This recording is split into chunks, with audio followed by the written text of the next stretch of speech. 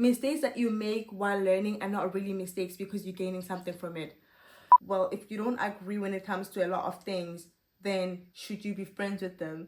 Adapt to those habits and then stick with those habits for the rest of your life when you're still in your 20s. In your 20s, Like 20s. now 20, your 20s. Yours to decide what you want to do with them, but I'm not gonna let you spend them feeling inferior and like you're not in charge. So here, Navigating 20s is here to give you back control. Didn't mix a killer. And welcome back to another episode of Navigating Your 20s with me, Zinhle Mahlangu. We're so happy to be here and so happy to have everyone who's tuned in right now.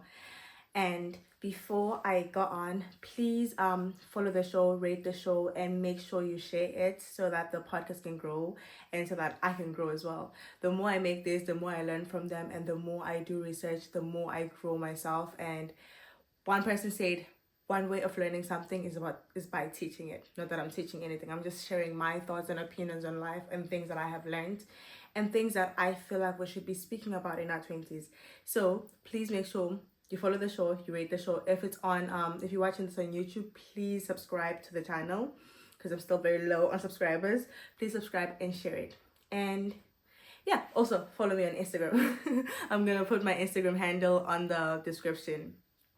So this is actually a bonus episode in a way, even though I'm gonna take it out on a Wednesday next week. I just was speaking to my sister the other day and we were speaking about purpose and we were speaking about basically finding your purpose. My sister is in her late 20s. She's about to get to 30.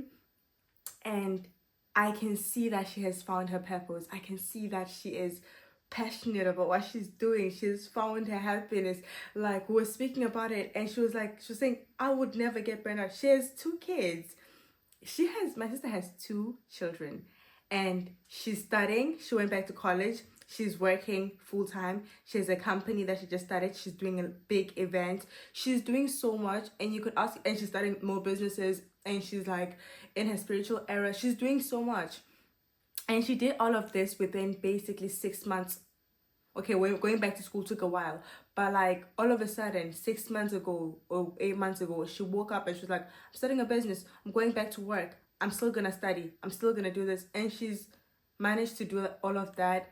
And it's like she has found her calling. I feel like when you find your purpose, it doesn't feel difficult. You don't get burned out. You have more energy for it. You could work 12 hours a day, but if you're working in the right thing, you will not feel tired. You will not feel burned out. And I have seen that from my sister.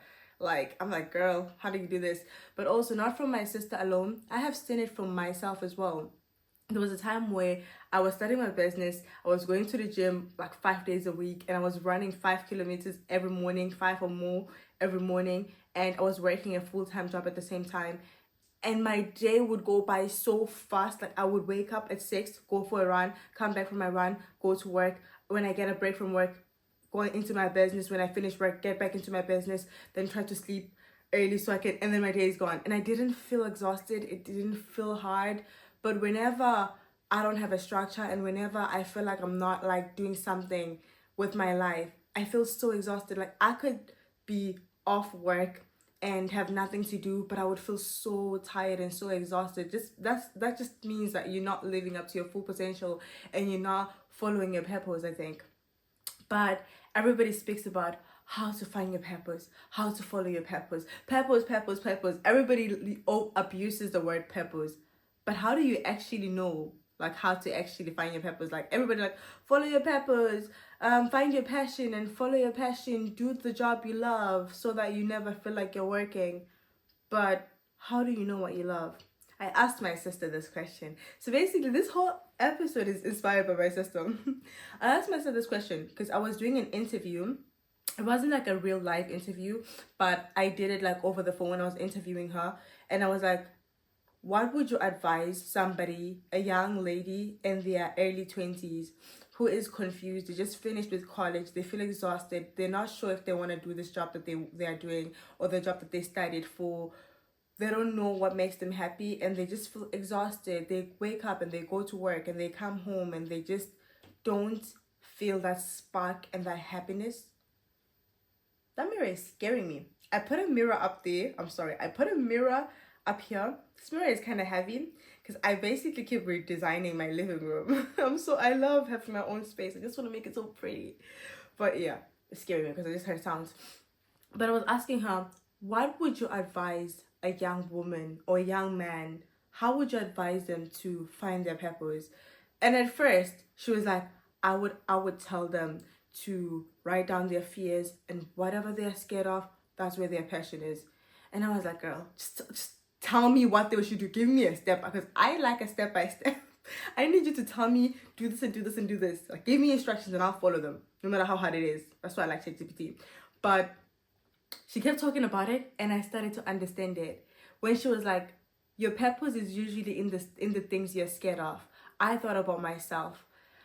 I have always been a very creative person, but I have always been my ego. I just have a huge ego. You know, when Beyonce was talking about huge ego, she was talking about me. I don't know what she was talking about, but she was talking about me. I have such a huge ego. And when she was just like, your fears, I don't like looking stupid. I don't like being looked down on. I don't like failing. I don't like being laughed at. So my fear of failing has kept me from doing a lot of things. My fear of looking stupid has kept me from doing a lot of things. So my purpose was in my fear. So now I'm literally posting these, and I could have 10 people listening to this. And you know what? I don't care. It's my purpose. It makes me happy. It makes me feel alive. And maybe I can start earning a lot from it in the future. But for now, it's not even about that. My business, I have started about 3 businesses, 4, but like officially 3 businesses. And I feel so alive when I am starting my own thing, when I have to figure out how I'm gonna get more clients, write down again. I could sleep at 2:00 at night just because I have been thinking about how I can get more clients, how I can grow my business, what I should be doing. And I love that. It makes me feel alive no matter when it's hard. I spent 1 week designing a website. I didn't know anything about website building, but because I was so passionate about the thing that I was building, I was like, I'm gonna research, I'm gonna go to YouTube, I'm gonna learn whatever I need to learn. So starting a business is so scary, because especially if it's something that you're gonna put up there, because you feel like if it fails, everybody's gonna laugh at you. If it fails, everybody's gonna be like, oh, she failed. But I feel so alive. It's for me. Like, I feel like being an entrepreneur is not for everyone, because it's just so draining for other people. But for me, it makes me feel alive. And I had my own business in South Africa for 1 year. A lot of bad things happened, but I still consider it the best thing I ever did for myself, because that's how I introduced myself to it. That's how I was like, this is what I am meant to do. And also, I have recently discovered that I am really into like the psychology things, healing childhood trauma, like all those things. And I want to go back to college, and I want to study psychology, because I want to learn more about that, and I want to have a qualification of some sort. And I think that's my passion, but I will not know until I try. That's the whole thing. You have to really try to know if this is your passion. You have to try as many things as you can. And I always say this, when you're still young, especially if you're in your 20s and you have no kids yet, even if you have kids, you can still do it. But if you have no kids yet and you're in your early 20s, this is the time for you to try every single thing. This is the time for you, anything new that is introduced, don't be like, you're too cool for it. Get into it. You know how when TikTok was introduced, everybody was like making fun of like the TikTok dancers, and they're now making so much money off it, and now everybody wants to be a content creator. Like, anything that is introduced to the world, be the first one to be curious about it. Don't be too cool or too skeptical to try new things. When you're in your 20s, you need to trial and error. You need to move away if you need to move away. Live in another country for 2 years. Live in another country for 2 years. You have nothing to lose. And I hate to say this, but you have so much time. You can make mistakes and learn from those mistakes. And by the age of 30, then you can reinvent yourself with so much that you have learned. This is the time to build knowledge. This is the time to build on yourself. This is the time to stack up that knowledge, make those mistakes. And mistakes that you make while learning are not really mistakes, because you're gaining something from it. So passionate over this topic, because, oh my God, I know not everybody in the world can be successful, but there is so much money to go around, and success isn't always money. You can find your passion and just be earning like 5K a month and be able to pay your rent and be able to pay off your mortgage and be able to spend time with your kids, but go to work feeling not exhausted, feeling happy, feeling excited, feeling really into the job. And that's the whole point of life, I think. It's not about how much money you're making. It's not about how rich you become. It's about how you feel in your life. It's about how you feel every day you wake up. It's about how you feel going throughout your day and when you come home, and how you feel every single day. Because you are spending most of your time at work, and if you're always exhausted at work, you're spending most of your time exhausted, and you come home exhausted. You don't have energy for your kids. Obviously, most people in their early 20s don't have kids, but you have to think about it. This is something that you might be doing for the rest of your life. Right now is the time you should be thinking about this. Everything you're doing right now is basically an investment for your future. Let me explain it in this way. Let me give an example. So right now you have an empty jar, and you decide what you put into that jar. If you don't put anything into that jar, when you get to the age of 30, you're not gonna have anything. But if you start investing in that jar, put some pennies, sometimes put a 5, sometimes put a 10, do different things to fill your cup. When you get to 30, you can just rip what you sow. I'm not good with these sayings, but you get what I'm saying. Yeah. Oh, did I explain how to find your passion? I think I did. Yeah. Whatever you're scared of, just try that, and just try different things. This is where I get like, what should I talk about now? But I just want to make this episode long. I really want to like tap into everything and really like speak about the passion thing. And also I want to speak about the work-life balance situation.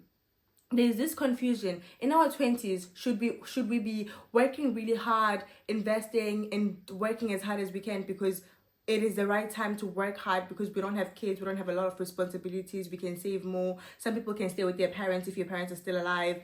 This is the time you can be investing in yourself, so that when you get to 30, you have all this experience and all the saved up money, and life can be like smooth sailing from there. Life will never be smooth sailing, but basically, or in our 20s, should we be enjoying our lives and enjoying being young and just taking a break and like having a work-life balance and taking care of our mental health and all of that? There's that debate lately, and I'm gonna say what I think. See, I am not licensed to give anyone advice. I'm not a licensed, but I can say my opinion, and I can say what I have learned in life and what I have seen from other people. And I'm a person who likes to have conversations. I ask a lot of things. Like when I see somebody wiser than me, I will ask a lot of things and I will learn from them. And I listen to a lot of wise people. I have so many people that don't even know they're my mentors, but I'll be asking them so many things. They're basically mentoring me without even like thinking they are. My opinion on this is, I believe in work-life balance. I believe you should still have fun. I believe life is too short to spend it just like working and working and working and working. But I really, really genuinely believe that in our 20s, we should spend our 20s investing in ourselves.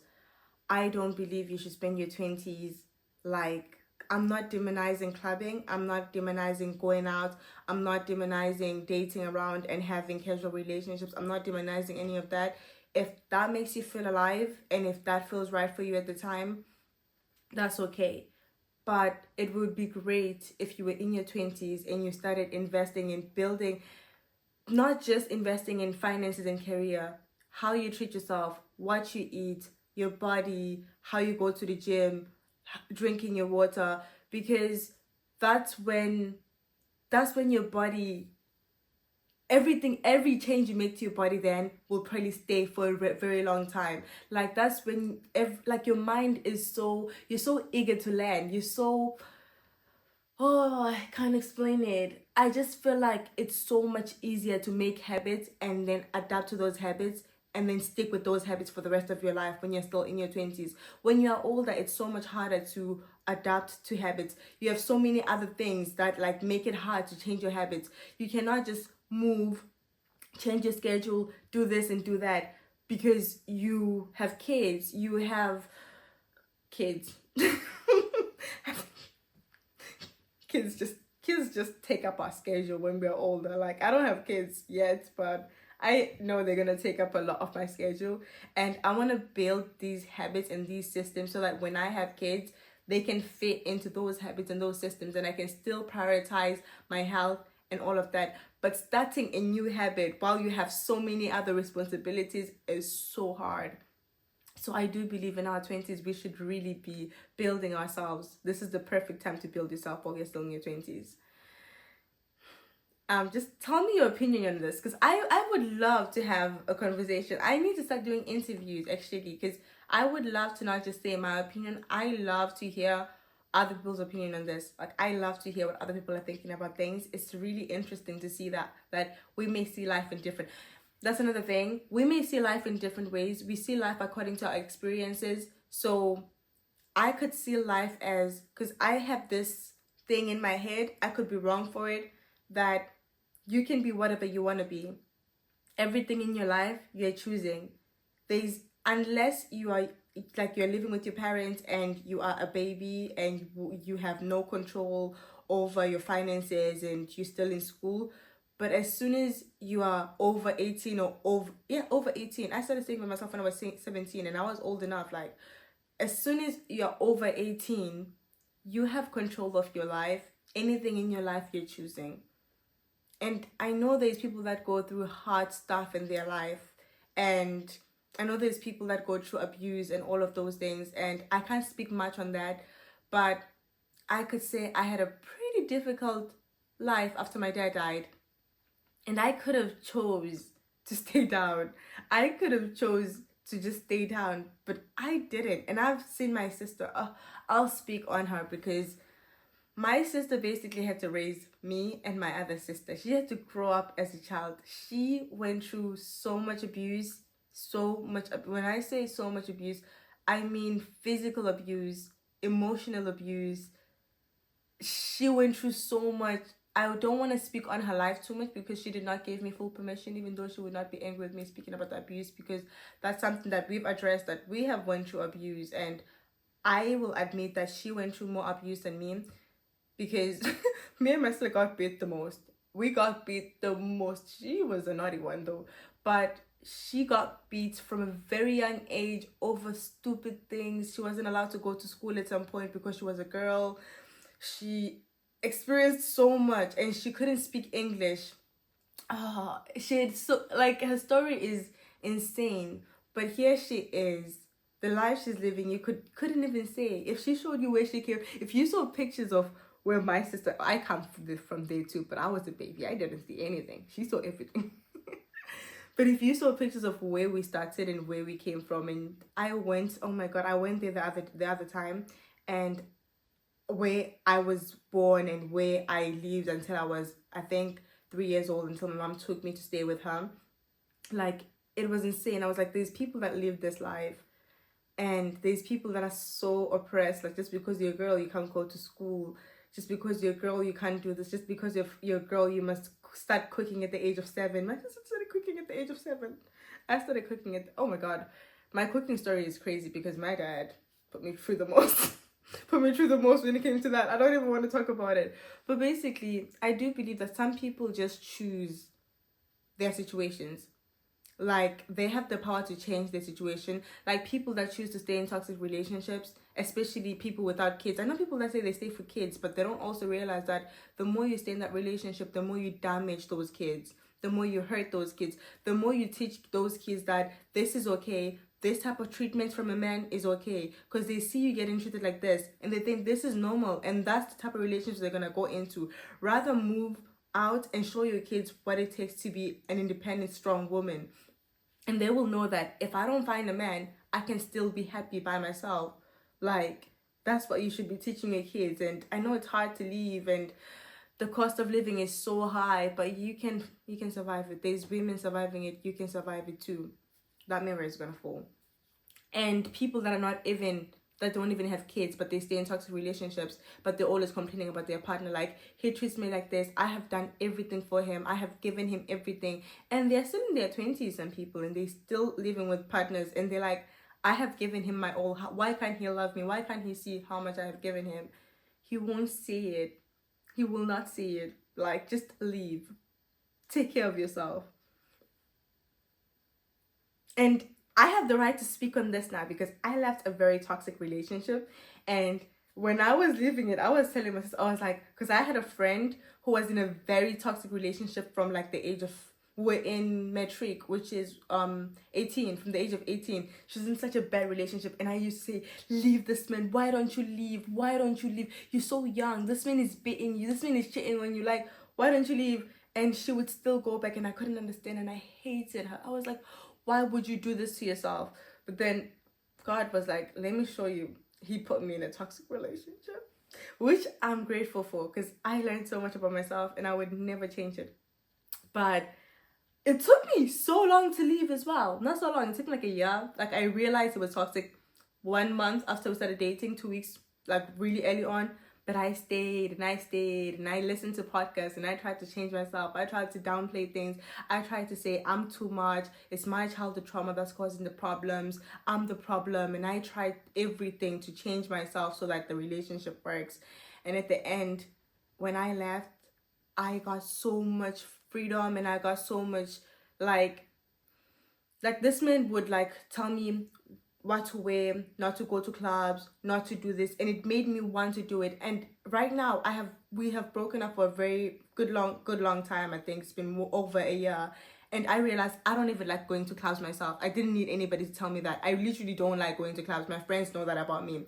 And the way I dress, like, I love dressing like a business girly. I love dressing like two-piece suit. Like, I loved that, like, that type of dressing. I didn't need a man to tell me not to wear a short skirt. Like, this is me finding myself. This is me knowing myself.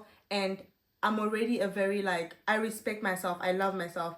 But being in a relationship and being told this is who you should be, it makes me not want to be that person. So, I don't know. It just, everything is your choice. Just be very careful about who you date, and especially now being in your 20s and trying to find your passion and trying to build while you're still in your 20s. Be careful what you invest in. Like, be careful what relationship you get into. Even with the casually hooking up thing, you can think that this is nothing serious, we're just being casual. You could get pregnant and have that man's baby, and now you're the baby mama, and a baby will tie that man into your life for the rest of your life. Or if it's the other way around, a baby will tie that woman into your life for the rest of your life. You're going to get married one day, and that woman is still going to be part of your family, no matter what you do. And you might not even like that person that much. You're just being casual. So be very careful about who you give yourself to. Be very careful about, just be careful, you know? Be very careful. I'm telling you, like, listen to me. Listen to me. But yeah, even when it comes to friendships, oh, my sister told me this one. She was like, I'm talking about my sister a lot today. She was like, you are the, obviously she heard this somewhere, you are the product of the 5 people that surround you. And I understand what she's saying, but I was being so defensive. I was like, yeah, I have you, and I have like Shane, and I have like, I have good people surrounding me. Like, I have really pretty good people surrounding me. I'm okay. Like, I don't mind being a product of you. I have 2 people surrounding me that I can mention like that. Then she was like, oh no, your friends, like, you're the product of your friendships. And I'm like, yeah, my friends and I are similar in this way, but we're not similar in that way. But like, I agree when it comes to this, and I don't agree when it comes to that. And she's like, well, if you don't agree when it comes to a lot of things, then should you be friends with them? And I was like, yeah, because they make me feel good. I like how I feel when I'm with them. Like, they get like my sense of style. Like, I have always struggled with getting people that like understand my sense of style. Like, when I'm out with my friends and we are all dressed up and we're taking pictures and we're all doing that, it makes me feel so nice because they get me. They don't make me feel too much. And she just was like, be very careful. You must surround yourself with people that if they stayed the same right now and for the rest of their lives, you would be okay with them being in your life even 10 years from now if they stayed exactly like that.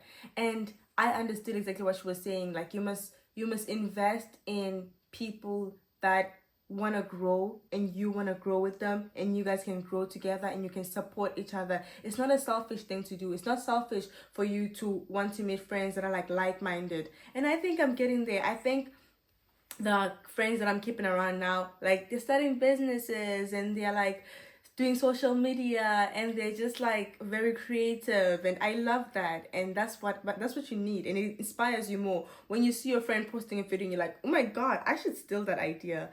But I'm not saying, okay, I'm into those things. You should surround yourself with people that are into the same things as you and that want to grow in a similar direction as you. That way you don't have to feel like you're defending yourself all the time when you're with them. You don't feel like you have your guard up every time you're with them. You don't feel like you have to explain yourself and you have to explain who you are and what you like. Yeah, I think this is where I'm going to leave today's episode. And please like and subscribe if you're watching on YouTube. And also, if you're a black girly, I recently opened my own online hair store that sells wigs and wig care products and bundles. So it's called Hair and it's www.hairera.ie. I can't say www. And I'm just gonna put it on the bio. I'm gonna put it on the bio on Spotify, and I'm gonna put it on the bio on Instagram, and it's also on my Instagram bio, and I'm gonna put it on the description on Spotify and YouTube. So if you want to buy some nice human hair, the lace is really good, and there's also wig glue. It's 2-day delivery if you're in Ireland.